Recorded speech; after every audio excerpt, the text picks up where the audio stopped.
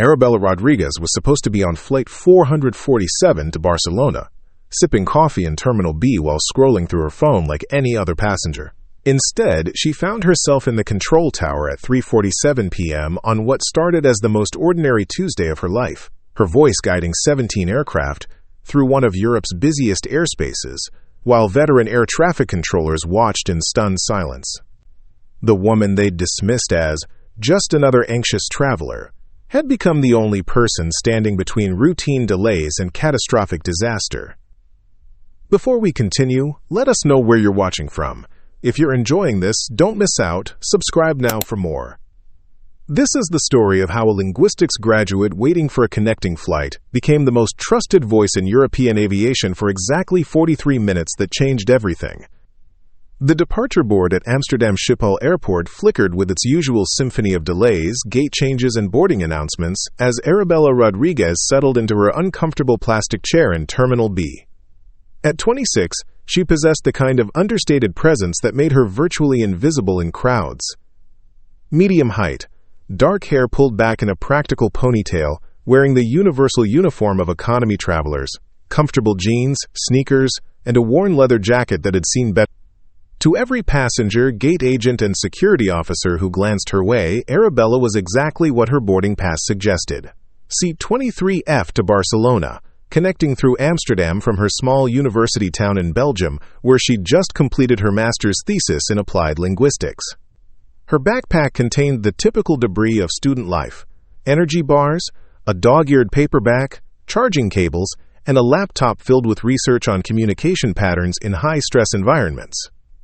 What none of them could see was the way her eyes automatically tracked the departure information, not just for her own delayed flight, but for the intricate dance of arrivals and departures that kept one of the world's busiest airports functioning.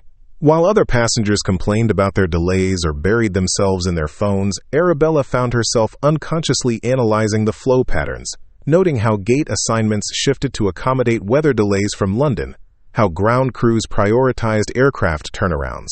She'd been doing this since childhood, seeing systems where others saw chaos, understanding the invisible choreography that most people took for granted. Her father used to joke that she could probably run an airport by the time she was 12, a comment that always made her mother laugh and ruffle her hair affectionately. Neither parent could have imagined how prophetic that casual observation would prove to be.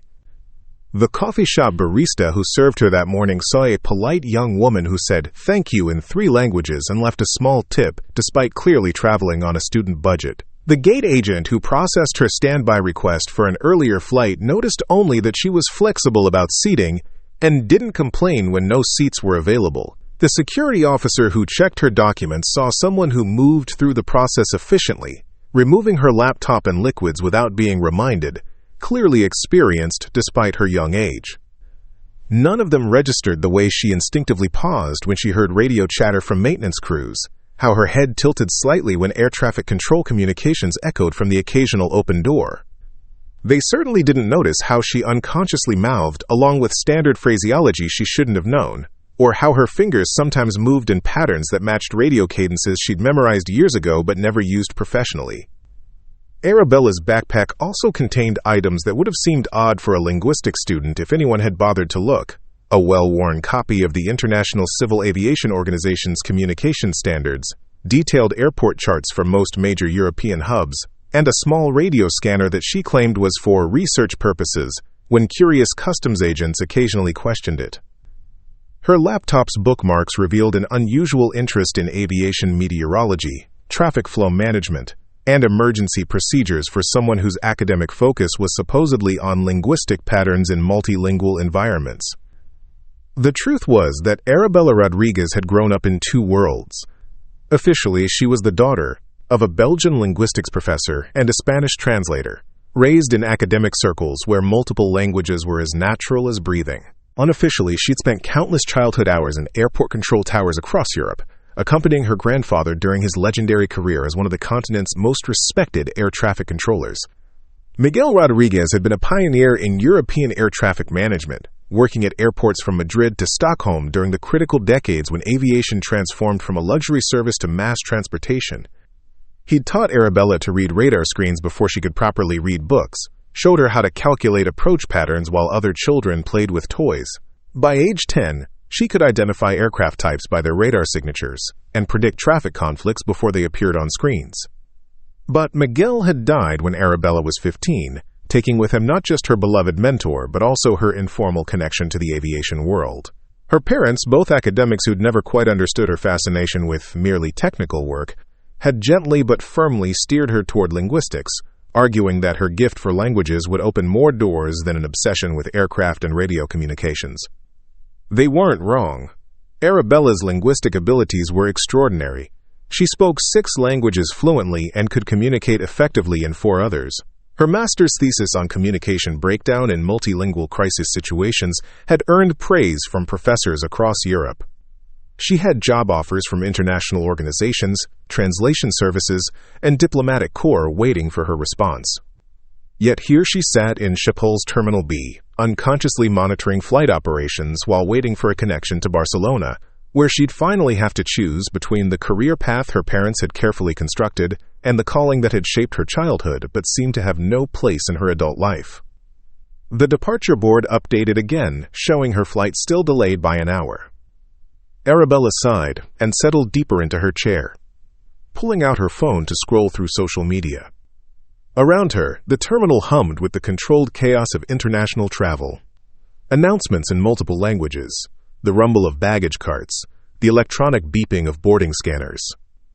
It was exactly 2:47 p.m. on a Tuesday afternoon that had begun like thousands of others in her young life. In exactly 1 hour, everything would change, and the woman everyone saw as just another passenger would become the most important voice in European aviation. But for now, she was simply Arabella Rodriguez, waiting for her flight, invisible in the crowd, carrying secrets that no one had thought to ask about.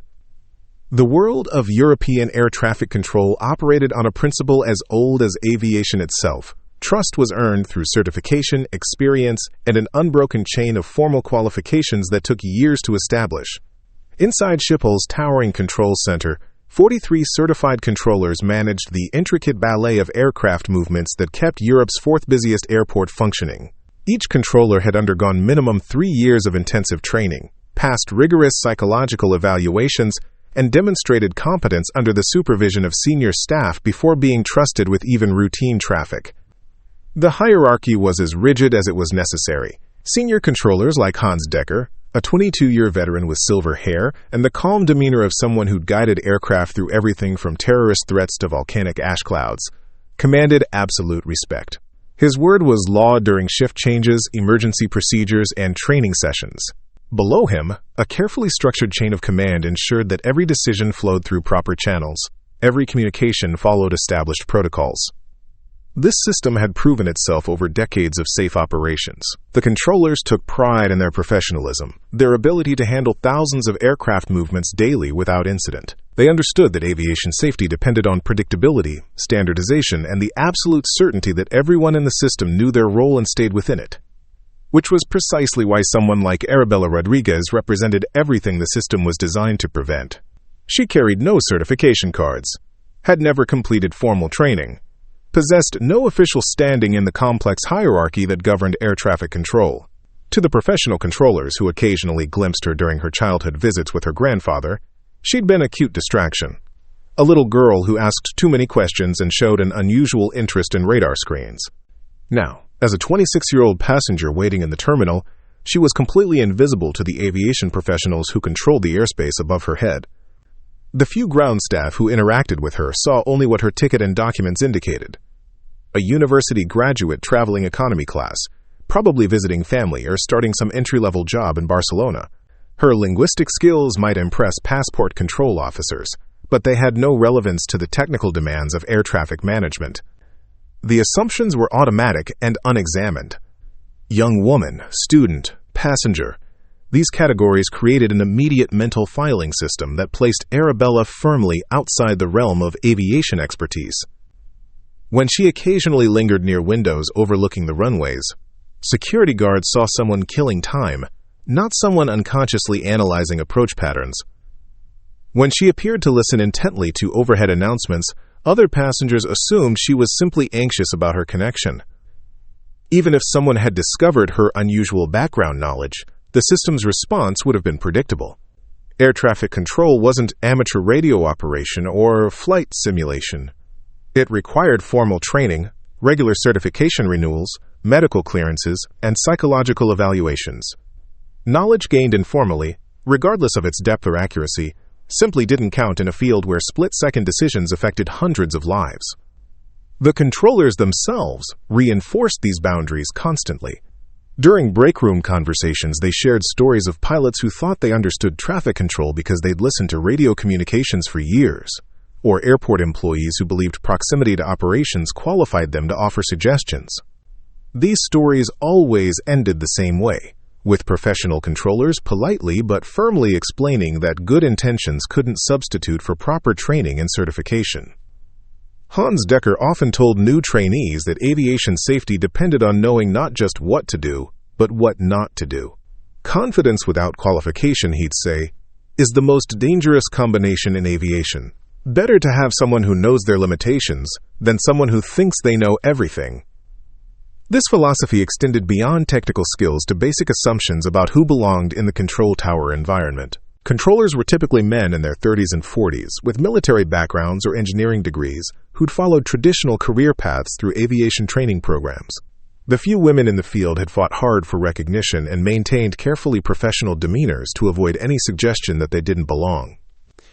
A young woman with no formal training, no official position, and no apparent connection to the aviation industry simply didn't fit any recognizable category. Even her grandfather's legendary reputation worked against her.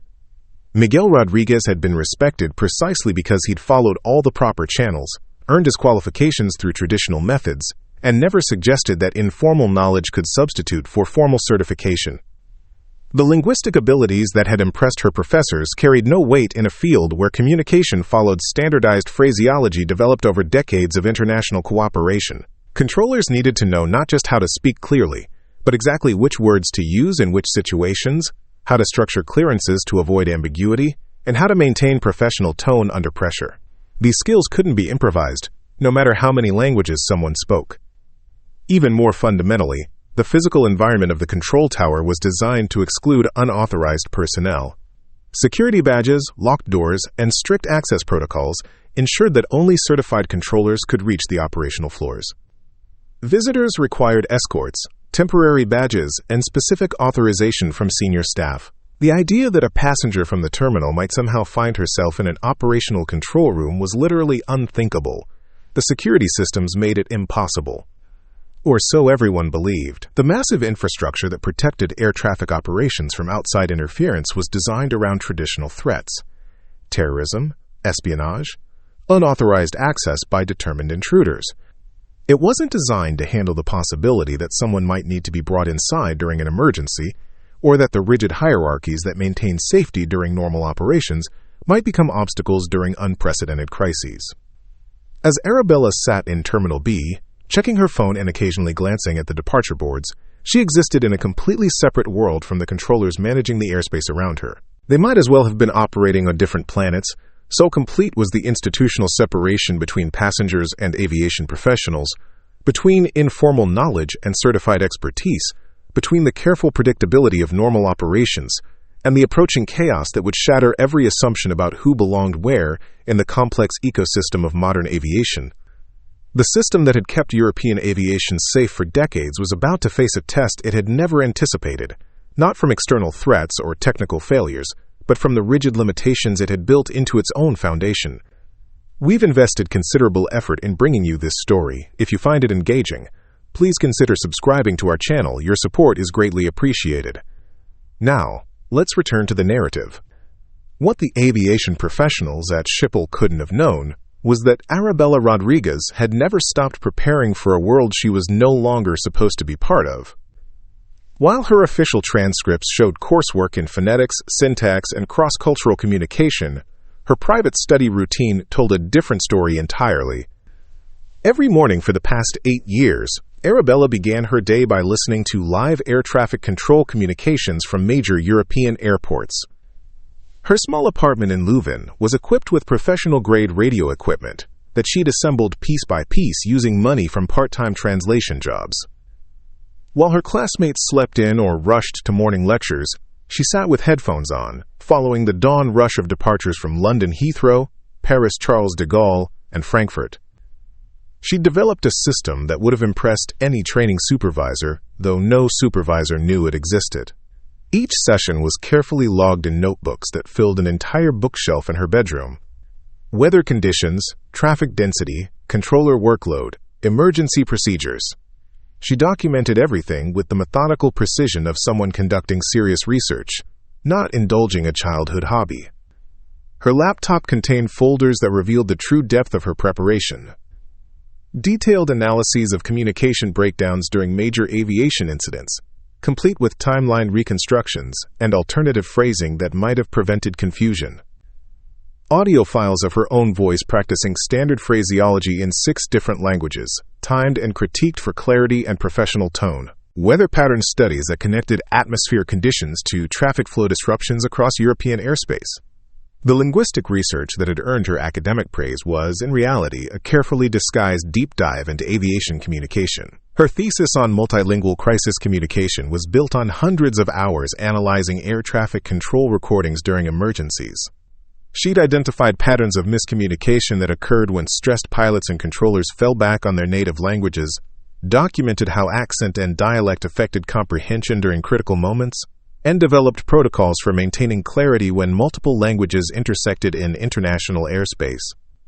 Her professors praised her work as groundbreaking research in applied linguistics, never suspecting that she was actually designing better systems for air traffic control communication.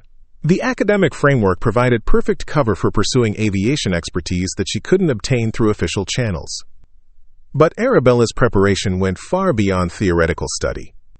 She'd spent countless vacation days visiting airports across Europe, not as a tourist but as an observer, studying operations from every possible angle. She knew the layout of control towers from Amsterdam to Athens, understood the specific challenges each airport faced due to geography, weather patterns, and traffic mix. Her travel journals, disguised as language practice exercises, contained detailed notes on approach procedures, runway configurations, and local communication protocols. The small radio scanner in her backpack wasn't just for monitoring communications.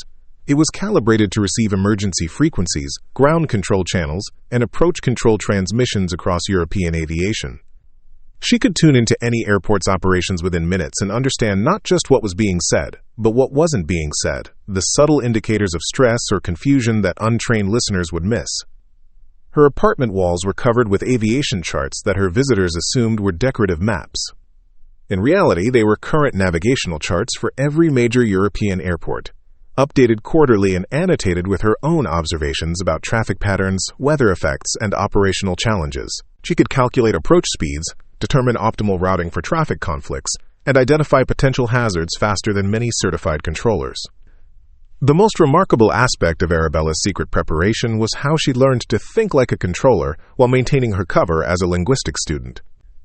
She developed mental exercises that simulated high workload situations, practicing the kind of rapid decision-making and priority assessment that controllers faced during peak traffic periods.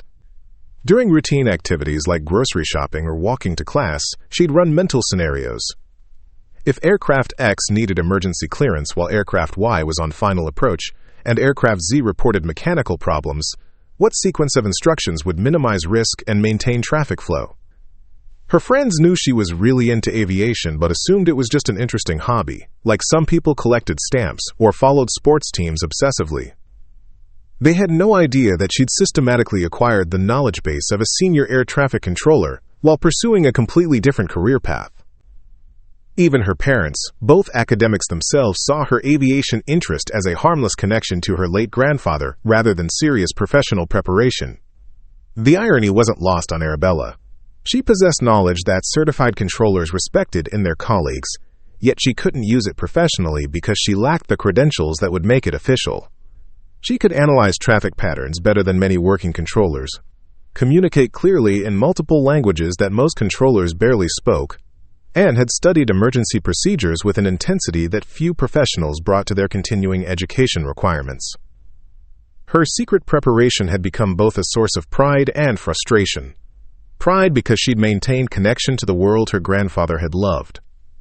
developing expertise that honored his memory and passion. Frustration because that expertise seemed destined to remain forever theoretical, useful only for academic research and personal satisfaction.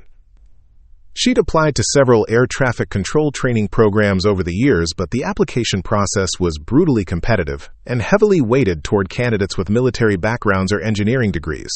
Her linguistics credentials, however impressive, didn't translate to selection committees looking for traditional qualifications. The informal knowledge she'd gained, regardless of its depth, couldn't be officially recognized or tested. As she sat in Terminal B that Tuesday afternoon, Arabella represented something that aviation bureaucracy couldn't categorize. Someone with professional-level expertise acquired through unofficial channels, someone whose knowledge was both extensive and invisible to the systems designed to identify and utilize talent. In exactly 53 minutes, that invisible expertise would become the most valuable resource in European aviation. But for now, it remained what it had always been, a secret that even she sometimes wondered if she'd ever be able to use. At 3:47 p.m. Central European Time, as Arabella absently checked her phone for the third time in 10 minutes, the first indication of crisis appeared as a barely perceptible flicker in the overhead lighting throughout Terminal B. Most passengers didn't notice, absorbed in their devices or conversations. Those who did dismissed it as a minor electrical hiccup in a building that processed tens of thousands of people daily. Arabella noticed. 8 years of listening to air traffic control communications had trained her to recognize patterns, to detect anomalies that others might miss. The flicker lasted exactly 1.2 seconds, long enough to suggest something more serious than a simple power fluctuation, brief enough to indicate that backup systems had responded quickly. Her eyes automatically shifted to the departure boards, looking for any signs of disruption. The boards showed normal operations. Her flight to Barcelona remained delayed, but stable. Around her, terminal life continued its usual rhythm, but something in the quality of the ambient sound had changed. A subtle shift in the electronic hum that permeated modern airports, barely detectable unless you knew how to listen. 12 floors above the terminal, in Schiphol's primary control tower, that same flicker had triggered a cascade of alarms that would reshape European aviation for the next 43 minutes. The main power distribution system had experienced what engineers would later classify as a, quote, cascading harmonic failure, a 1 in 10 million occurrence where multiple backup systems failed in sequence, creating a power interruption that lasted exactly long enough to crash the airport's primary radar and communication systems. Senior Controller Hans Decker was monitoring runway 24 traffic when his screens went black. 22 years of experience had taught him to remain calm during system failures, but this was different. The backup radar feeds that should have activated within seconds remained dark. The radio communications that connected him to 17 aircraft in his airspace were silent. Even the emergency backup systems that operated independently of main power showed nothing but error messages. Primary radar is down, called out Controller Sarah Van Berg from the approach sector. Backup systems are non-responsive. I've got 6 aircraft on final approach and no way to track their positions. Decker's training kicked in automatically. During normal equipment failures, controllers followed established procedures. Redirect traffic to alternative runways, transfer aircraft to adjacent sectors with functioning equipment, implement holding patterns to buy time for repairs. But normal failures didn't eliminate all radar coverage simultaneously. Normal failures didn't silence every radio frequency at once. Emergency Protocol 7, Decker announced, his voice carrying the authority of 2 decades in air traffic control. All sectors implement immediate holding patterns. Ground stop for all departures. Contact Brussels Control for traffic diversion. The responses came back in fragments, static-filled transmissions that confirmed everyone's worst fears. The radio systems were operating at perhaps 30% capacity, with signal strength fluctuating unpredictably. Aircraft could hear some transmissions, but controller instructions were being lost in electronic noise. Even worse, the aircraft couldn't communicate reliably with each other, eliminating the pilot-to-pilot coordination that sometimes provided backup during controller communication failures. Controller Maria Santos, handling the departure sector, managed to establish intermittent contact with 3 aircraft. KLM 447. If you can hear this transmission, maintain current heading and altitude. Lufthansa 892. Implement published missed approach procedure immediately. Swiss Air 331, report your current position and fuel status. The responses were terrifying in their inconsistency. Some aircraft acknowledged clearly, others transmitted garbled messages that were impossible to understand, and several didn't respond at all. The radar screens that should have shown precise positions, altitudes, and airspeeds displayed instead a chaos of error messages and system diagnostics that meant nothing to controllers trying to prevent mid-air collisions. Within 6 minutes of the initial failure, Schiphol's crisis management team had assembled in the emergency command center. Airport Director Willem van der Berg, a former pilot with 30 years of aviation experience, faced a scenario that existed only in theoretical training exercises. His airport's primary systems were compromised, 17 aircraft were somewhere in the airspace with limited communication capability, and weather conditions were deteriorating as an unexpected afternoon storm system moved in from the North Sea. Technical assessment, van der Berg demanded. How long until full system restoration? Chief Engineer Patricia Hospers consulted readouts from diagnostic equipment that was itself struggling with power fluctuations. Sir, the cascading failure has damaged multiple redundant systems. We're looking at minimum 45 minutes for partial radar restoration, possibly 2 hours for full communication capability. Fuel status on aircraft in holding patterns? Unknown, sir. Communication is too intermittent to get reliable fuel reports. But standard holding patterns at this traffic density. We're approaching critical fuel states within 30 minutes. The mathematics of the crisis were brutal and simple. 17 aircraft with varying fuel loads, scattered across airspace with no reliable radar tracking, unable to communicate consistently with controllers or each other, with weather conditions deteriorating and limited runway access due to the storm system. Every minute that passed reduced options and increased the probability of catastrophic failure. Van der Berg had commanded emergency responses before, medical emergencies, severe weather delays, even a bomb threat that had required full airport evacuation. But those crises had occurred within functioning systems, with reliable communication and clear chains of command. This was different. This was the kind of scenario that aviation safety experts studied in theory but prayed would never occur in reality. Alternative communication methods? Van der Berg asked.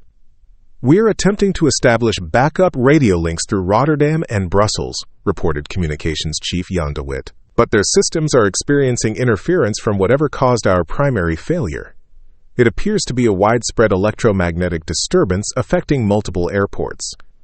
The crisis was expanding.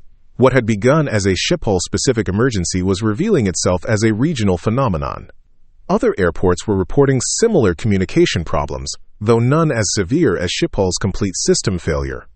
The backup plans that relied on redirecting traffic to alternative airports were compromised by the same electromagnetic interference that had triggered the original crisis.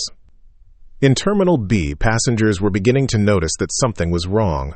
Departure announcements had become infrequent and inconsistent. Gate displays showed conflicting information. The usual steady stream of aircraft movements visible through terminal windows had slowed to an unusual trickle.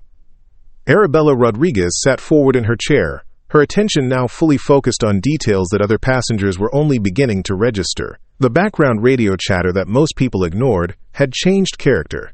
She could hear the tension in ground crew communications, the careful phrasing that indicated controllers were implementing emergency procedures. She pulled out her small radio scanner and tuned to the approach control frequency, her movements careful and discreet. What she heard confirmed her growing suspicions. Intermittent transmissions, repeated instructions, the kind of communication pattern that indicated major system failures, and controllers struggling to maintain situational awareness. 17 aircraft somewhere in the airspace around one of Europe's busiest airports, with controllers who couldn't see them clearly and couldn't talk to them reliably. Arabella had studied this exact scenario in her research, had analyzed historical incidents where communication failures led to tragic outcomes. She knew what happened next in these situations, knew the statistical probability of successful resolution when multiple systems failed simultaneously. She also knew something that the crisis management team 12 floors above her head didn't know, that there was someone in Terminal B with the knowledge and skills to help, if anyone thought to ask. But nobody was going to ask. Nobody knew she existed. The emergency command center had become a controlled chaos of urgent consultations, technical assessments, and increasingly desperate attempts to re-establish contact with aircraft scattered across Schiphol's airspace. Director Vanderberg stood at the center of it all, coordinating responses while privately calculating the narrowing window between crisis management and catastrophic failure. 22 minutes had passed since the initial system failure. The storm front approaching from the North Sea was now visible through the control tower windows, a wall of dark clouds that would bring heavy rain, reduced visibility, and dangerous wind shear conditions within the next 30 minutes. Several aircraft and holding patterns were approaching minimum fuel reserves, and 2 pilots had managed to transmit emergency fuel declarations through the sporadic radio communications. "Sir," interrupted dispatcher Lisa Van Houten, "we have a civilian in the main terminal claiming she can help with air traffic control. Security is asking whether to escort her out or—" Vanderberg didn't look up from the radar displays he was studying with Chief Controller Decker. "Not now, Lisa. We have actual emergencies to manage." "But, sir, she says she has extensive knowledge of—" "Lisa," Vanderberg's voice carried the sharp edge of a man under tremendous pressure, "I have 17 aircraft with questionable fuel states, deteriorating weather conditions, and communication systems that work maybe 30% of the time. I don't have time for well-meaning civilians who think they understand air traffic control because they've watched movies or read articles online." Van Houten hesitated, then tried again. She mentioned Controller Miguel Rodriguez from Madrid Control, said he was her grandfather. This got Decker's attention. Miguel Rodriguez was legendary in European air traffic control, the man who'd successfully guided 127 aircraft to safety during the 1998 Madrid communication crisis, who developed protocols that were still taught in training programs across the continent. But even that connection couldn't override the reality of their situation. Her grandfather, Decker said flatly, might have been the finest controller in European history. That doesn't qualify her to handle multiple aircraft in emergency situations with compromised communication systems. Send her back to the terminal. 30 floors below, Arabella stood at the security checkpoint leading to the control tower elevators, her small radio scanner crackling with increasingly desperate transmissions from controllers trying to manage an impossible situation. Security Officer Tom Brennan, a 20-year airport veteran, looked at her with a mixture of sympathy and exasperation. "Miss, I understand you want to help," Brennan said, "but this is a restricted area. Only certified air traffic controllers are allowed beyond this point, especially during emergencies." "Officer, please listen to me," Arabella replied, her voice steady despite the growing urgency she felt. "I can hear the transmissions on approach control frequency. You have multiple aircraft reporting fuel emergencies, communication breakdowns that are getting worse, not better, and weather conditions that are going to make everything more dangerous within the next 20 minutes. Brennan had heard variations of this conversation dozens of times over the years. During every major delay or emergency, concerned passengers approached security with offers to help, suggestions for solutions, or claims of expertise that would resolve whatever crisis was causing their inconvenience. That's what trained professionals are for, miss. They've handled situations like this before. "No, they haven't," Arabella said, pulling out her phone to show him her thesis research. This specific combination of system failures, weather conditions, and aircraft density has never occurred at a major European airport. The protocols they're following were designed for single system failures, not cascading electromagnetic interference affecting multiple redundant backups simultaneously. Brennan glanced at her phone screen, saw academic papers and research citations that meant nothing to him. Smart-sounding language from someone who clearly spent a lot of time studying aviation topics, but study wasn't the same as professional experience. "Miss Rodriguez, I'm going to have to ask you to return to the passenger terminal. The professionals upstairs know what they're doing." Quote, "The professionals upstairs," Arabella said, her frustration finally breaking through her composed exterior, "are following procedures that assume they have reliable radar coverage and functional communication systems. Those procedures don't work when you can't see aircraft positions and can't maintain consistent radio contact. I've spent 8 years studying exactly these kinds of communication failures. I know what happens next, and it's not good." 8 years of studying, Brennan repeated, his tone making clear what he thought of academic knowledge versus real-world experience. "Miss, these controllers have decades of actual hands-on experience managing air traffic. They've dealt with equipment failures, weather emergencies, and complex situations that you've only read about in books." Arabella pulled out her detailed airport charts, hoping that visual evidence of her preparation might convince him. These aren't textbook studies. Look, I've mapped every approach pattern for Schiphol, analyzed traffic flow during similar weather conditions, documented communication protocols that work when standard phraseology breaks down due to system interference. Brennan saw maps covered with annotations and notes, clearly the work of someone who'd invested considerable time in understanding airport operations. But time and effort didn't equal certification and training. That's impressive hobby research, miss. But air traffic control isn't a hobby. People's lives depend on split-second decisions made by qualified professionals. People's lives are depending on qualified professionals who currently can't see or talk to the aircraft they're trying to control, Arabella shot back. At least let me speak to someone in the control tower. Give them the option to decide whether my knowledge might be useful. I already did, Brennan replied. Director Vanderberg and Chief Controller Decker both said to send you back to the terminal. They're busy managing a real emergency, not interviewing civilians who think they can help. The dismissal was complete and final. Arabella's knowledge, preparation, and genuine expertise had been reduced to hobby research and civilian interference. The rigid protocols that protected air traffic control operations from unauthorized access were functioning exactly as designed, keeping unqualified personnel away from critical systems during an emergency. The irony was devastating. Arabella possessed knowledge that could help resolve the crisis. She understood the specific communication techniques that worked during electromagnetic interference, knew alternative protocols for managing traffic when radar coverage was compromised, had studied the exact sequence of procedures needed to safely guide multiple aircraft through deteriorating weather conditions with limited situational awareness. But her knowledge was invisible to the system that needed it most. Without certification, without official standing, without recognition from the professional hierarchy that controlled access to operational areas, she might as well not exist.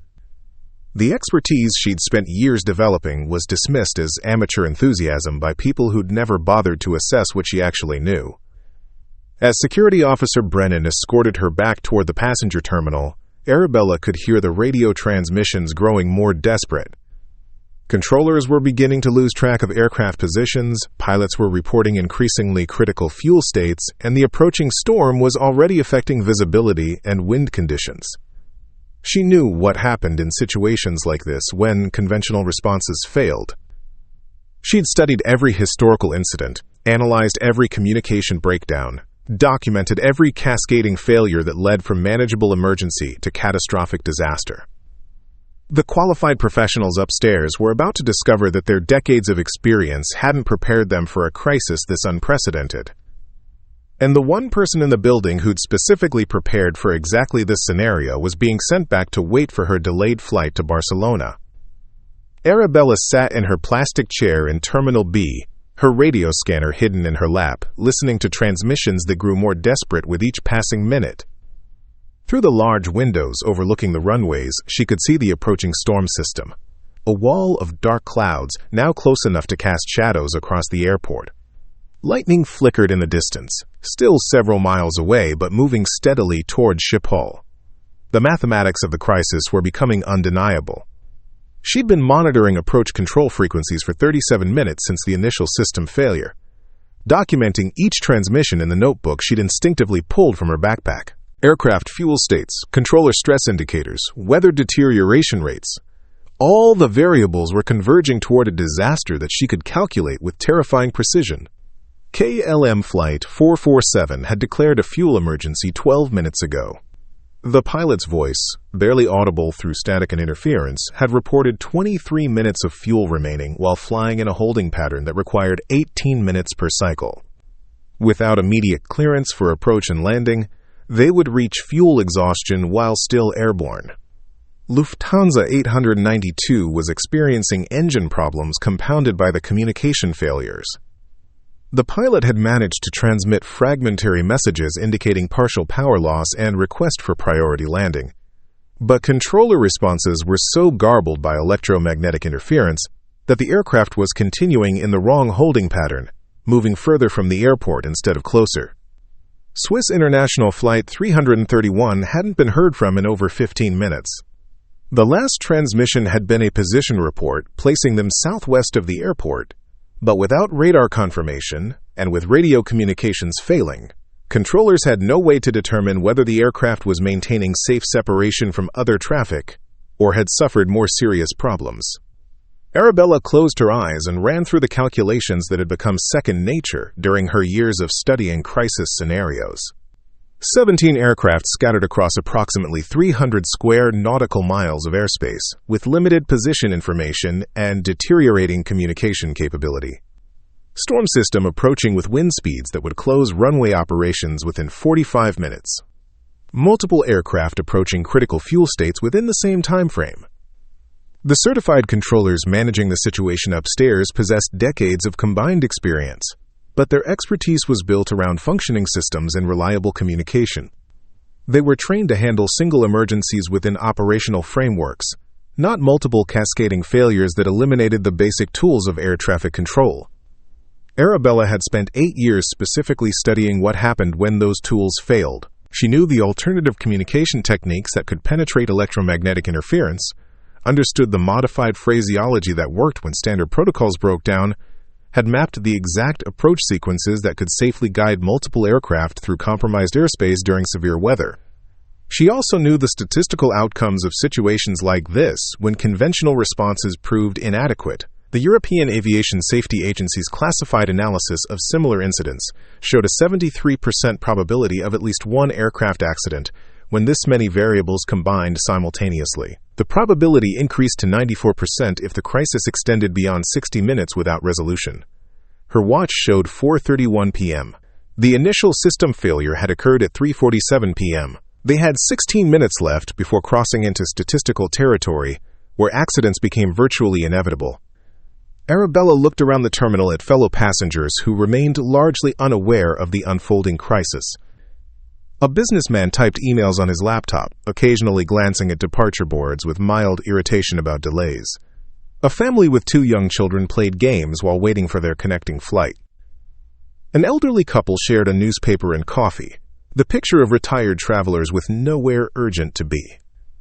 These people trusted that certified professionals were managing aviation operations safely. They assumed that the complex systems protecting their flights were functioning normally, that any delays were routine inconveniences rather than symptoms of catastrophic system failures. They had no idea that aircraft were scattered across the sky above them with controllers who couldn't see or talk to them reliably. The moral equation was stark and personal. Arabella could remain in her seat, follow the instructions she'd been given to stay out of restricted areas, and hope that certified professionals would somehow resolve a crisis that exceeded their training and experience. She could trust that the system would function, despite evidence that it was failing catastrophically. Or she could acknowledge that she possessed knowledge that might prevent disaster, regardless of whether that knowledge was officially recognized or professionally certified. She could accept that sometimes being right mattered more than being authorized, that saving lives justified defying the bureaucratic hierarchies that had dismissed her expertise. The choice carried enormous personal risk. Attempting to reach the control tower without authorization would probably result in arrest, criminal charges, and the end of any possibility of working in aviation professionally. Even if she succeeded in helping resolve the crisis, the violation of security protocols would likely overshadow any positive contributions.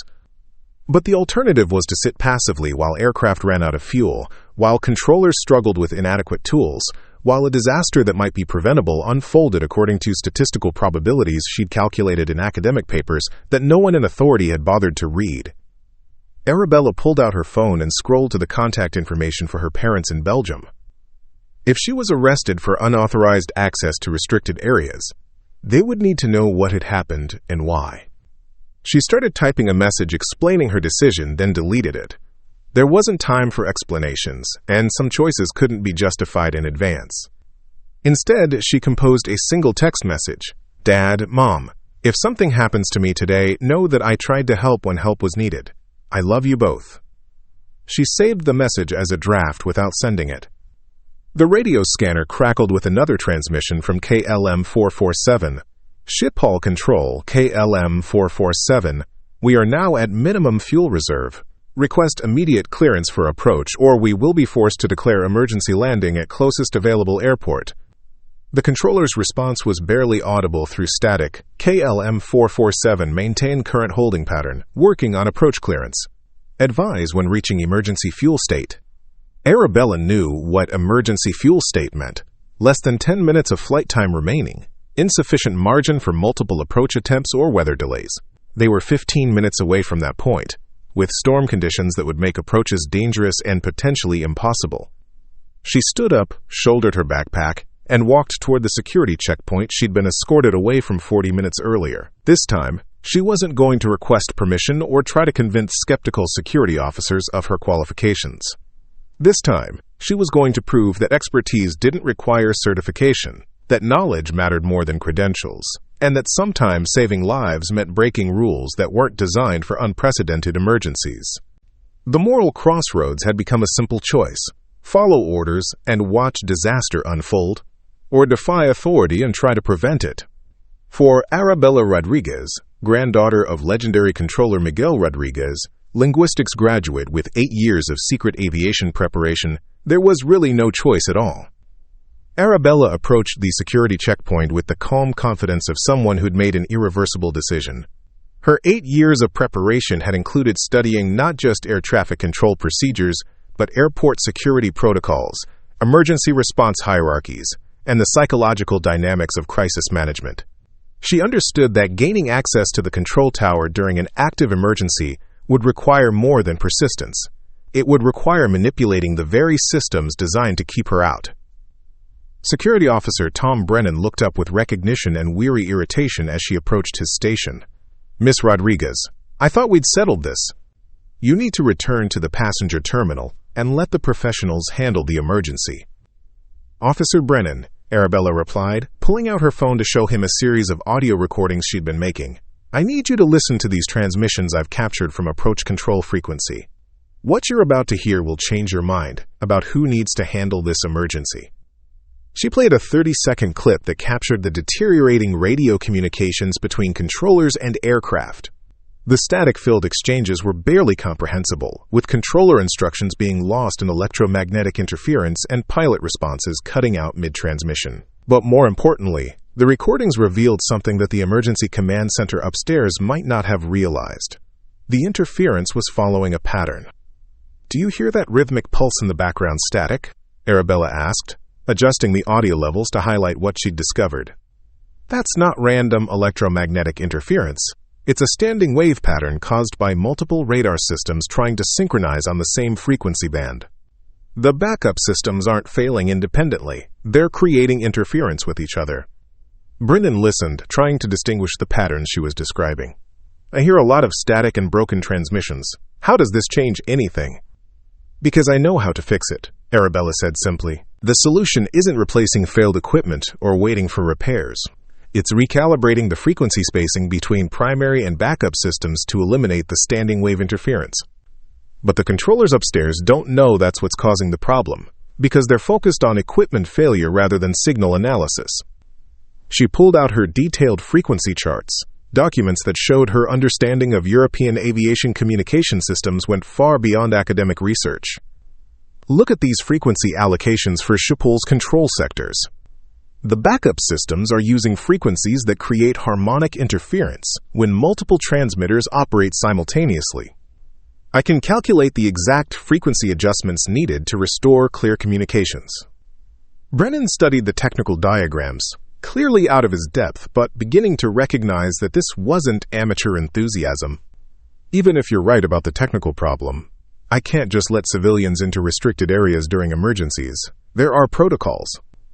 "Officer," Arabella interrupted, "in approximately 11 minutes, KLM Flight 447 is going to reach emergency fuel state while flying in a holding pattern that the controllers can't modify because they can't communicate clearly with the pilot. In 13 minutes, the storm front currently approaching from the northwest is going to create wind shear conditions that will make runway approaches extremely dangerous. The protocols you're following assume that certified professionals have the tools and information needed to manage the crisis. They don't." She played another audio clip, this one capturing a transmission from Swiss International 331 that controllers had apparently missed due to signal interference. This aircraft reported a medical emergency 18 minutes ago, but the transmission was so garbled that approach control didn't receive it clearly. "There's a passenger having a heart attack, and the aircraft needs immediate priority landing clearance. The crew was maintaining radio silence because they think their transmissions aren't getting through. The moral weight of the situation was becoming undeniable. Brennan could hear the desperation in pilot voices, the growing stress in controller transmissions, the systematic breakdown of communication that was turning a manageable emergency into potential catastrophe. But he was also a 20-year employee who'd never violated security protocols, who'd been trained to trust the chain of command and keep unauthorized personnel away from critical operations. Miss, even if everything you're saying is accurate, I don't have authority to admit civilians to the control tower. That decision has to come from Director Vanderberg, or higher authority. Then get Director Vanderberg on the radio and tell him that someone with specific expertise in communication system interference is requesting permission to assist with technical solutions to the frequency coordination problems that are preventing clear radio contact with aircraft in emergency situations. Arabella's phrasing was carefully chosen, using technical language that would be meaningful to aviation professionals while avoiding claims about her qualifications that might trigger automatic rejection. She wasn't claiming to be a certified controller. She was offering specific technical expertise in communication systems analysis. Brennan hesitated, then reached for his radio. The conversation with the emergency command center was brief and decisive. Director Vanderberg's response came through clearly. "Brennan, I don't care if she has a PhD in radio engineering. We don't have time to interview civilians with theories about what might be wrong. Keep her in the passenger terminal." But Arabella had been listening to the command center frequency on her scanner and knew something that Brennan didn't. The emergency was escalating beyond anyone's ability to manage through conventional responses. In the past 3 minutes, 2 more aircraft had declared fuel emergencies, and weather conditions were deteriorating faster than predicted. "Officer Brennan," she said quietly, "in 8 minutes you're going to receive an emergency call asking for any available personnel with aviation expertise to assist with crisis management. When that call comes, I'll be right here ready to help, or you can let me go upstairs now and potentially prevent the emergency from reaching that point." She was gambling everything on her analysis of crisis escalation patterns, her understanding of how aviation emergencies developed when multiple systems failed simultaneously. If she was wrong, she'd face arrest for attempting to access restricted areas under false pretenses. If she was right, she might save lives. Brennan looked at her technical charts, listened to the increasingly desperate radio transmissions echoing from emergency frequencies, and made a decision that would define both their futures. "Miss Rodriguez, I'm going to escort you to the control tower elevator. But if this goes badly, if you can't help, or if you interfere with emergency operations, you'll be arrested and charged with every security violation I can document." "Understood," Arabella replied, shouldering her backpack and following him toward the restricted elevator bank. "And officer? Thank you for trusting that sometimes doing the right thing matters more than following protocols." As the elevator climbed toward the control tower, Arabella felt the weight of 8 years of preparation focusing into the next few minutes of her life. She'd studied for this moment, trained for it, hoped for it, and dreaded it in equal measure. Now she would discover whether knowledge without certification could truly make a difference when lives hung in the balance. The elevator doors opened onto the organized chaos of an emergency command center, where certified professionals were about to learn that expertise didn't always come with official credentials. The control tower elevator opened onto a scene that perfectly matched Arabella's worst-case scenarios from her crisis management studies.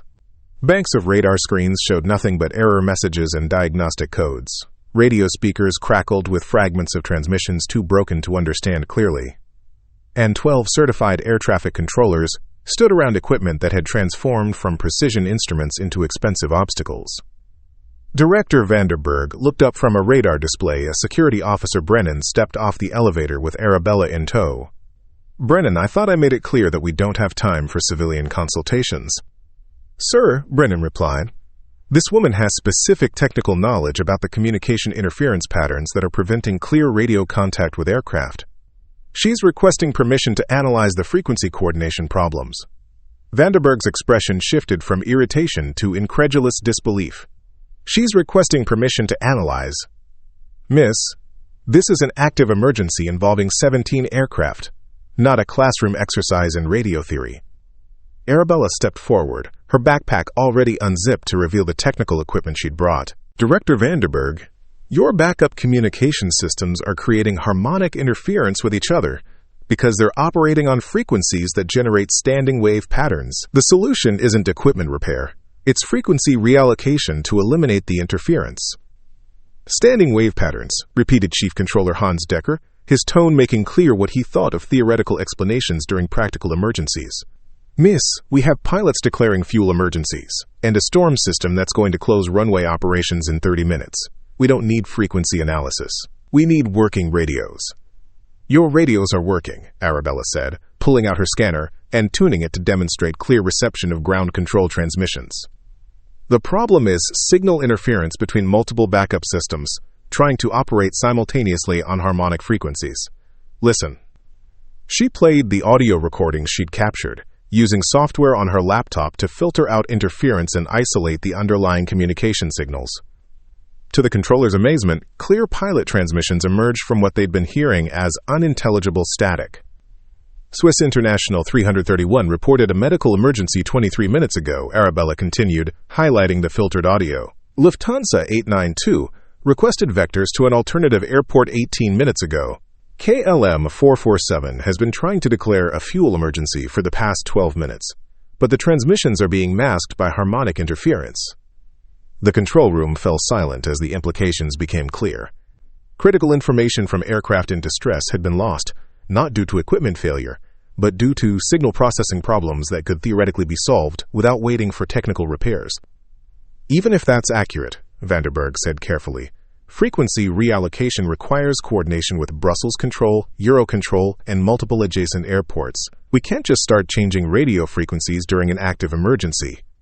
Actually, you can, Arabella replied, pulling out her comprehensive frequency charts.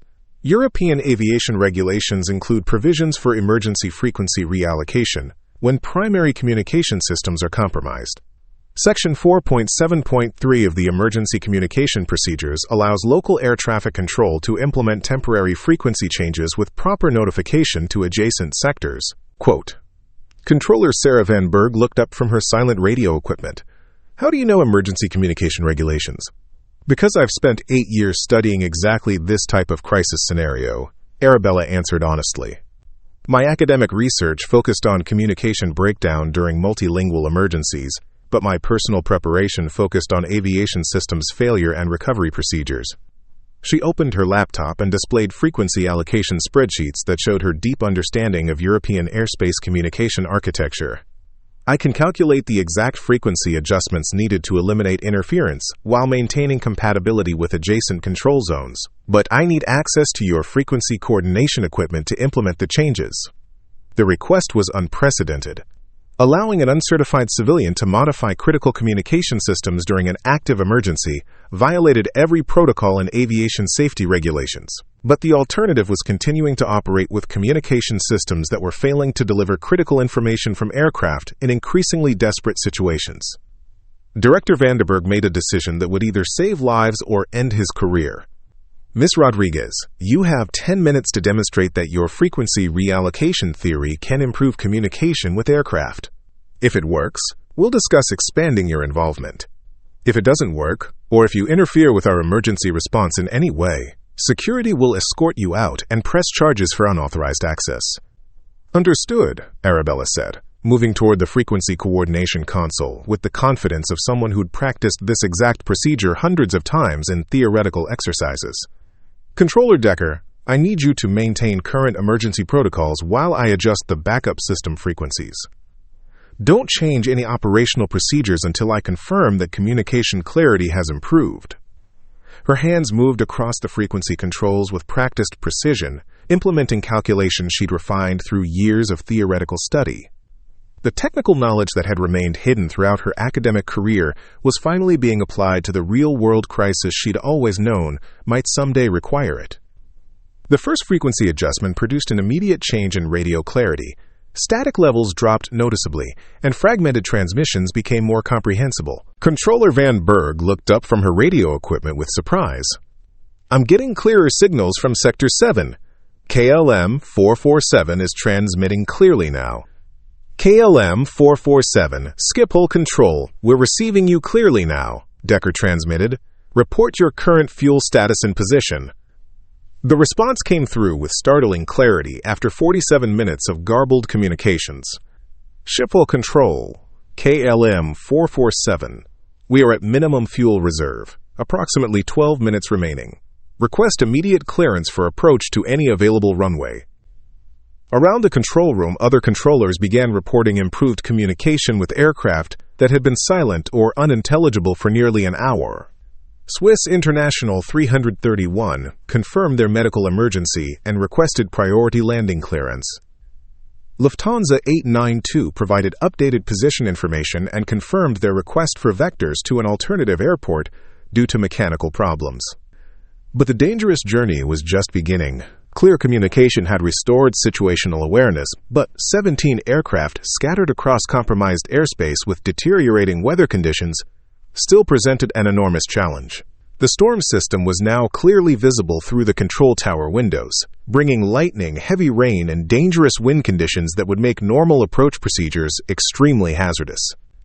Director Vanderberg, Arabella said, studying weather radar displays while continuing to fine-tune frequency settings, I need to coordinate modified approach sequences that account for both the current aircraft positions and the incoming weather system. The standard approach patterns won't work safely with this many aircraft needing immediate landing clearance. Vanderberg looked at the young woman who just solved a communication crisis that had stumped his entire technical staff. Miss Rodriguez, what exactly is your background in air traffic control? Officially? None, Arabella replied, already calculating approach sequences on her laptop. Unofficially, I've been preparing for this exact situation for 8 years. The dangerous journey from dismissed civilian to critical team member was complete. Now came the even more dangerous challenge of safely guiding 17 aircraft through severe weather conditions, using procedures that existed only in theoretical studies, and one woman's extraordinary preparation. With communication restored, the magnitude of the crisis became crystal clear on the radar screens that had flickered back to life. 17 aircraft were scattered across Schiphol's airspace in what could only be described as controlled chaos, some in proper holding patterns, others dangerously close to each other, several off-course due to missed radio transmissions during the 49 minutes of communication failures. The storm system had accelerated, bringing with it conditions that made normal landing procedures impossible. Wind shear alerts flashed red across weather displays, indicating dangerous downdrafts and crosswinds that would challenge even experienced pilots under normal circumstances. Rain was already reducing visibility, and lightning strikes within 5 nautical miles of the airport meant that ground operations would soon be suspended entirely. Current situation, Director Vanderberg announced to the assembled controllers, his voice carrying the weight of decisions that would determine whether this became a successful emergency response or a catastrophic disaster. We have 12 aircraft declaring minimum fuel, 3 reporting mechanical problems, 1 with a medical emergency, and weather conditions that give us maybe 20 minutes before we have to close runway operations entirely. Chief Controller Decker studied the radar displays that showed aircraft positions for the first time in nearly an hour. Sir, standard approach sequencing won't work. We've got aircraft stacked at multiple altitudes with insufficient separation, fuel states that don't allow for normal holding patterns, and weather conditions that require modified approach procedures. This was the moment Arabella had been preparing for during 8 years of theoretical study that everyone had dismissed as academic curiosity. She understood that restoring communication was only the first step. The real challenge was coordinating multiple emergency approaches through severe weather conditions, using procedures that didn't exist in any official manual. Director Vanderberg, she said, her laptop already displaying approach sequences she'd calculated based on current aircraft positions and weather projections. I can design modified approach patterns that sequence aircraft based on fuel priority while accounting for weather corridor limitations. But it requires using non-standard procedures that controllers will need to learn in real time. Quote, Vanderberg looked at the young woman who'd already proven her technical expertise by solving their communication crisis. Around the control room, certified controllers with decades of combined experience were looking at radar displays that showed a situation none of them had trained for. What kind of non-standard procedures? Decker asked. Arabella pulled up detailed charts showing approach vectors that looked nothing like the standard patterns controllers use daily. Compressed approach spacing using continuous descent profiles that minimize time in weather-affected airspace. Multiple aircraft on final approach simultaneously using laterally separated parallel vectors that converge only during the final mile. Priority sequencing based on fuel state rather than arrival time. That's...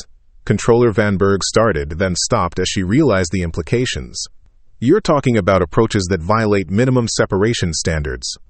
I'm talking about approaches that maintain safe separation while accommodating emergency conditions, Arabella corrected. The minimum separation standards assume normal weather conditions and standard fuel reserves. We don't have either.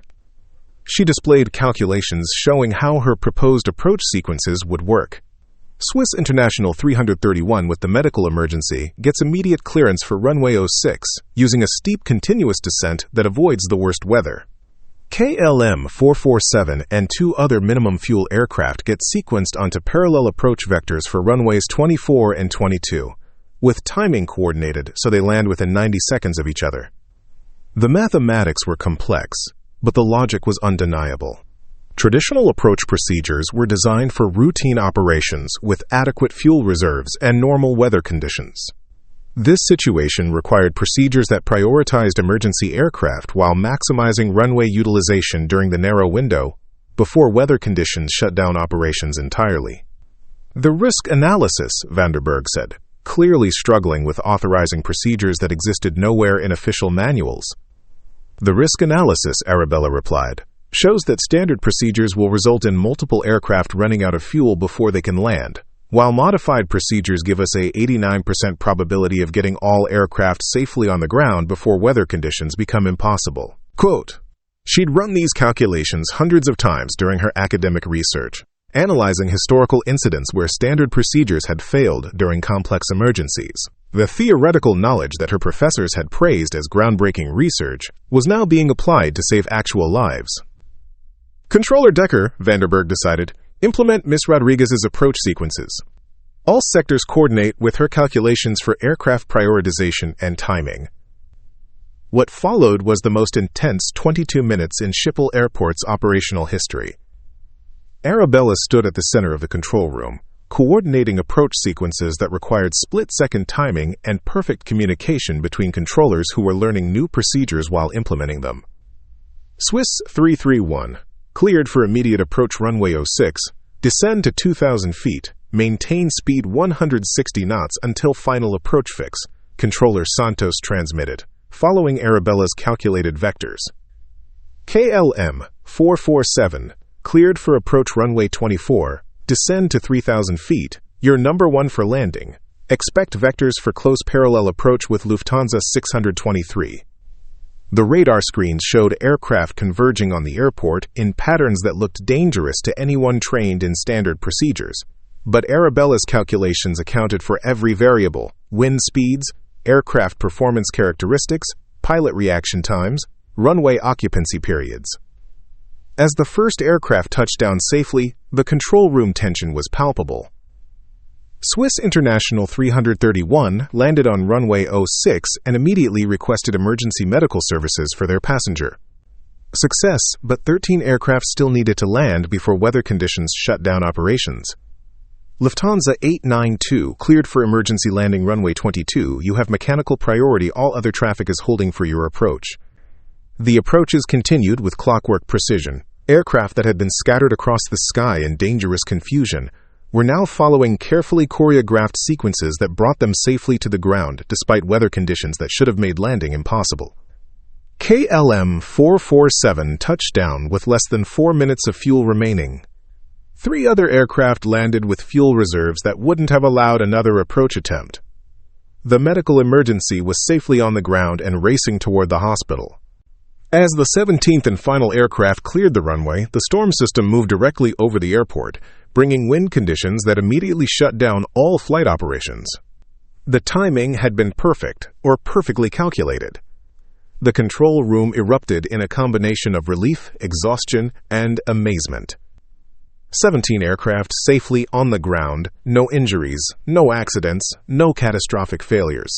A crisis that should have ended in disaster had been resolved by procedures that existed only in one woman's theoretical research. Director Van Berg looked at Arabella Rodriguez, the linguistics graduate who just demonstrated air traffic control expertise that surpassed most certified professionals. Miss Rodriguez, I think we need to have a very serious conversation about your future in aviation. The moment of truth was complete. Knowledge without certification had proven more valuable than certification without knowledge. The woman they'd dismissed as an amateur had just saved 17 aircraft and hundreds of lives using expertise that no official system had recognized or valued. The silence in the control tower was profound, broken only by the steady drumming of rain against the windows and the occasional radio check from aircraft safely parked at gates throughout the airport. For the first time in over an hour, every controller's screen showed routine green indicators. No emergencies, no aircraft in distress, no crisis requiring immediate response. Director Vanderberg stood at the center of the control room, looking at Arabella Rodriguez with an expression that mixed disbelief, gratitude, and profound confusion about what had just occurred. Around them, 12 certified air traffic controllers were quietly processing the reality that a civilian passenger had just coordinated the most complex emergency approach sequence in European aviation history. "Miss Rodriguez," Vanderberg said slowly, "in 28 years of airport operations, I have never seen anything like what you just accomplished. 17 aircraft safely on the ground during weather conditions that should have made landing impossible, using approach procedures that—" He paused, searching for appropriate words. "Using approach procedures that don't exist in any manual I've ever read." Quote. Chief Controller Hans Decker was studying radar replays of the approach sequences, shaking his head as he analyzed the precise timing and coordination that had made the seemingly impossible landing successful. "The separation margins you calculated, they were exactly right. Any wider spacing and we wouldn't have gotten everyone down before the weather hit. Any tighter and we would have had separation violations." "But how did you know?" asked Controller Sarah Van Berg, the question that everyone in the room was thinking. "Those calculations, those approach vectors, the timing sequences, that's not theoretical knowledge. That's operational expertise that takes years to develop." Arabella set down her laptop and looked around the control room at the faces of professionals who'd just witnessed something that challenged every assumption they'd held about certification, training, and expertise. "I've been preparing for this exact scenario for 8 years, she said simply. "Not hoping for it, but preparing for the possibility that someday there might be a situation where my knowledge could help." "Preparing how?" Vanderberg asked. "Miss, what you just did requires understanding of aircraft performance characteristics, weather impact analysis, fuel consumption calculations, pilot workload management. That's not information you learn from textbooks." "Actually it is," Arabella replied, "if you know which textbooks to read and how to apply theoretical knowledge to practical situations. My grandfather was Miguel Rodriguez, Madrid Control. He taught me to think like a controller before I was old enough to understand what that meant. When he died, I kept learning, kept studying, kept preparing for the day when that knowledge might matter." The mention of Miguel Rodriguez's name brought immediate recognition from several controllers in the room. The legendary Spanish controller who'd guided 127 aircraft to safety during the 1998 Madrid crisis was still studied in training programs across Europe. "Your grandfather," Decker said with obvious respect, "was one of the finest controllers in European history. But family connections don't automatically transfer expertise." "No, they don't," Arabella agreed. "But 8 years of dedicated study, hundreds of hours analyzing crisis scenarios, and systematic preparation for exactly this type of emergency does transfer expertise. The only thing I lacked was official recognition and certification." Quote, Vanderberg's radio crackled with incoming calls from airport authorities, European aviation safety officials, and media representatives who'd learned about the dramatic emergency response. Word was already spreading through aviation channels that Schiphol had successfully managed an unprecedented crisis using unconventional procedures. "Sir," came the voice of Emergency Services Chief Jan Willemsen, "we've confirmed that all aircraft are safely on the ground with no injuries or damage. The Swiss flight's medical emergency is en route to Amsterdam Medical Center with good vital signs. KLM 447 is being refueled. They landed with less than 3 minutes of fuel remaining." The mathematics of the crisis were becoming clear in retrospect. Without Arabella's frequency reallocation, controllers would have remained unable to communicate clearly with aircraft for another 30 to 40 minutes. Without her modified approach procedures, multiple aircraft would have run out of fuel before landing, and the weather would have prevented any landings after 5:15 p.m. "Miss Rodriguez," Vanderberg said, "I need to understand something. You solved a communication systems problem that our technical staff couldn't diagnose. Then, coordinated approach sequences that exceeded the capabilities of certified controllers with decades of experience. Yet, you claim to have no official aviation background. I claim to have no official aviation certification, Arabella corrected. My background is extensive. It's simply not formally recognized by the systems that control access to aviation careers. The implications were beginning to sink in throughout the control room. A passenger waiting for a connecting flight possessed knowledge and skills that had proven more valuable during an unprecedented emergency than all the official certifications and professional experience of the certified staff. Security Officer Tom Brennan, who'd made the crucial decision to escort Arabella to the control tower, appeared in the doorway with several airport security officials and what appeared to be investigators from Dutch aviation authorities.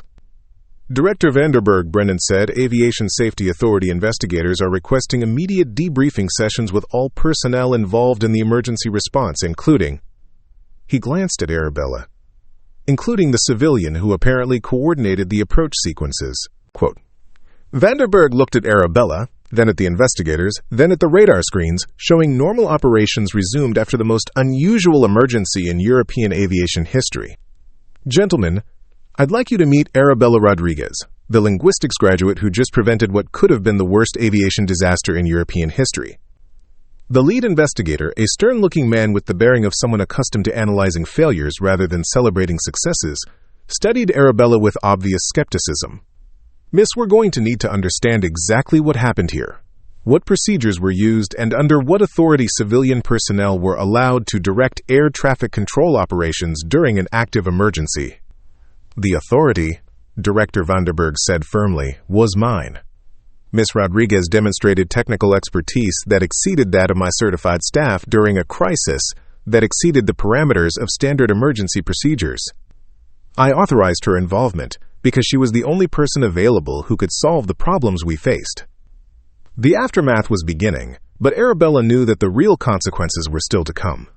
She'd proven that expertise didn't require certification, that knowledge could be more valuable than credentials, and that sometimes breaking rules was necessary to prevent disasters. But she'd also violated numerous aviation regulations, accessed restricted areas without authorization, and implemented procedures that existed nowhere in official manuals. Whether she'd be celebrated as a hero or prosecuted as a security violator remained to be determined.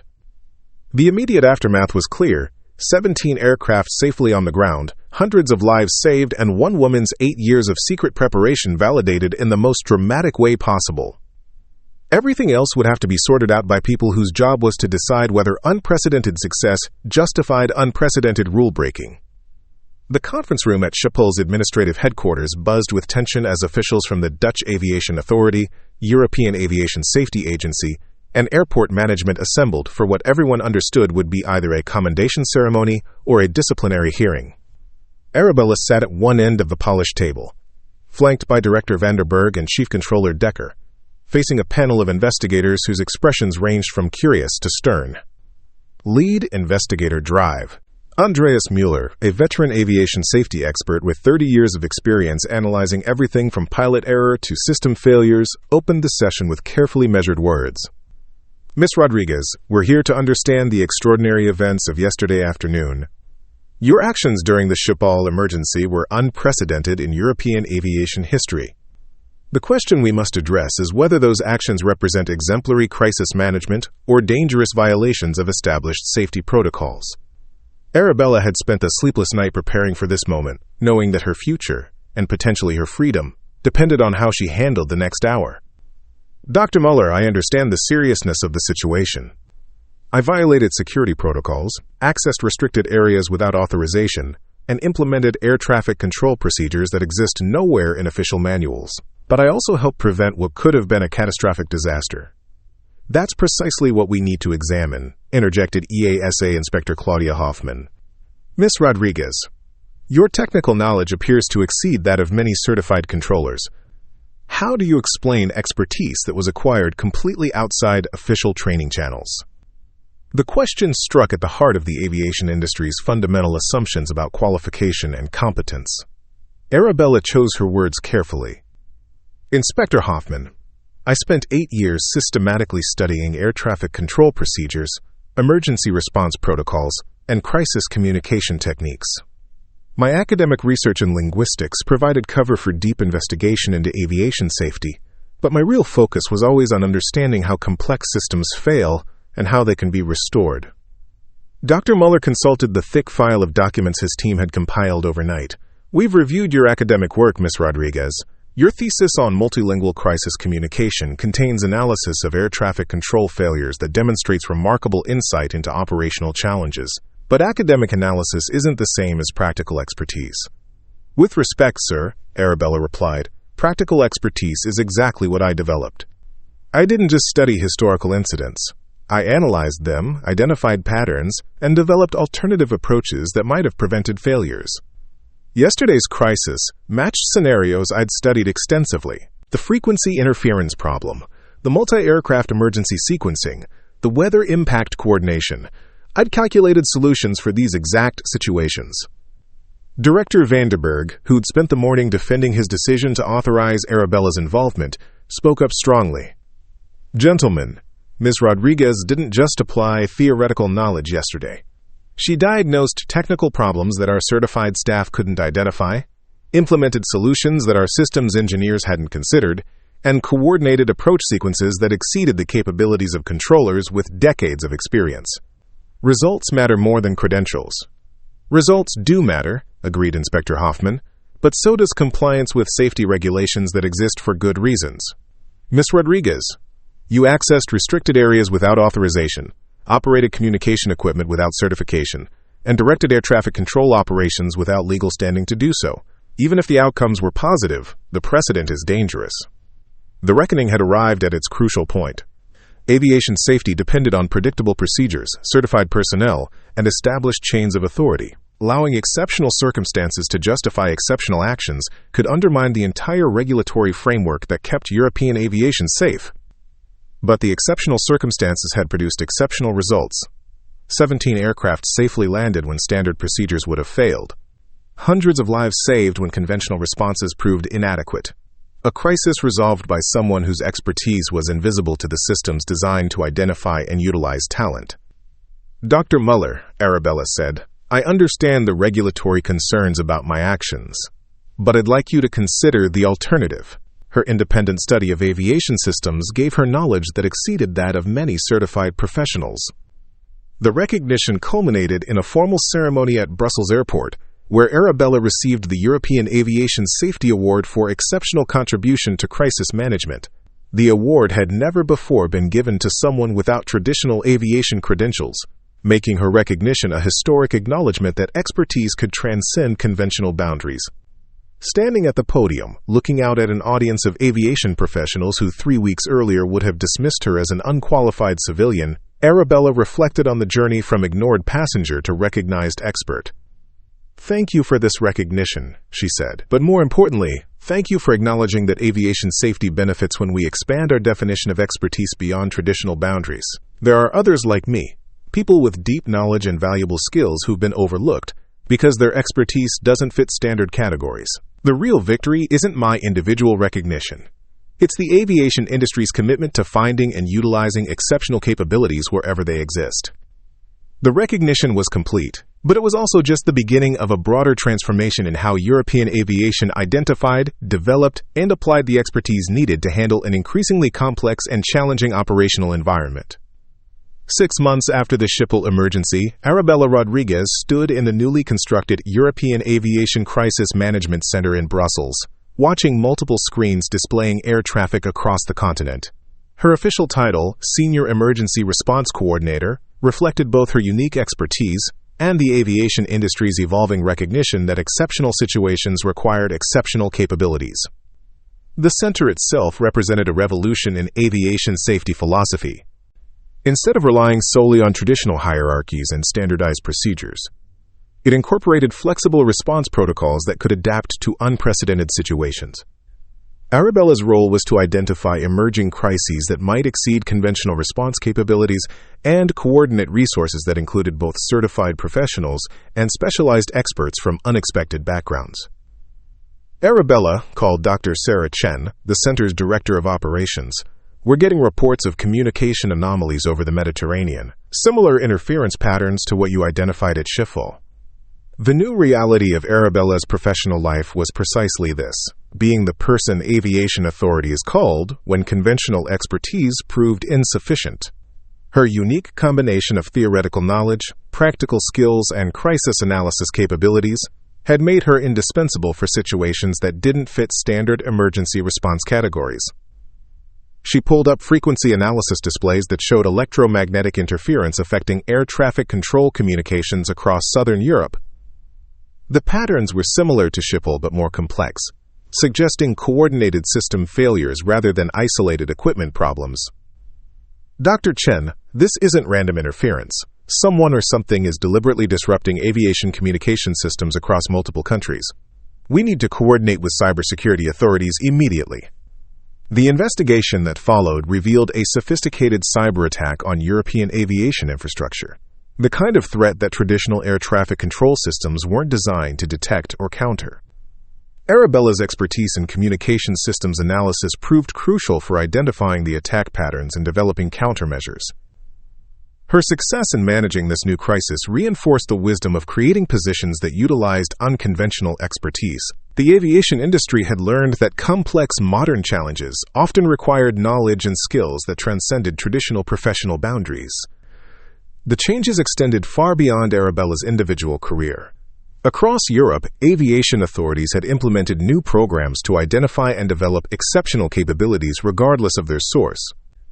Former military personnel, academic researchers, communications engineers, and even dedicated hobbyists were being evaluated for their potential contributions to aviation safety. The Rodriguez protocols, as they'd become known in aviation circles, had established procedures for rapidly integrating specialized expertise during unprecedented emergencies. Security clearance processes had been streamlined, communication channels had been established, and training programs had been developed to help unconventional experts work effectively within traditional aviation hierarchies. But perhaps the most significant change was cultural. The assumption that certification guaranteed competence while uncertified knowledge was inherently suspect had been replaced by more nuanced recognition that expertise could be developed through multiple pathways and demonstrated through performance rather than credentials. Controller Hans Decker, now serving as training director for European air traffic control, had become one of the strongest advocates for this new approach. The Schiphol emergency taught us that we'd been overlooking valuable capabilities because they didn't fit our expectations, he explained to new controller trainees. Real expertise shows itself through results, not through paperwork. The ripple effects extended beyond aviation into other complex technical fields. Emergency response organizations, medical systems, and infrastructure management agencies began implementing similar approaches to identifying and utilizing unconventional expertise during crisis situations. Arabella's personal journey from overlooked passenger to recognized expert had become a case study in professional schools across Europe, demonstrating how individual preparation and determination could create opportunities to contribute even when conventional pathways seemed closed. Standing in the Crisis Management Center coordinating responses to the cyber attack that could have crippled European aviation, Arabella reflected on the extraordinary chain of events that had brought her to this moment. 8 years of secret preparation had led to 43 minutes of crisis management that had transformed not just her own life, but the entire approach to aviation safety in Europe. Her radio crackled with updates from controllers across the continent who were successfully implementing countermeasures against the cyber attack.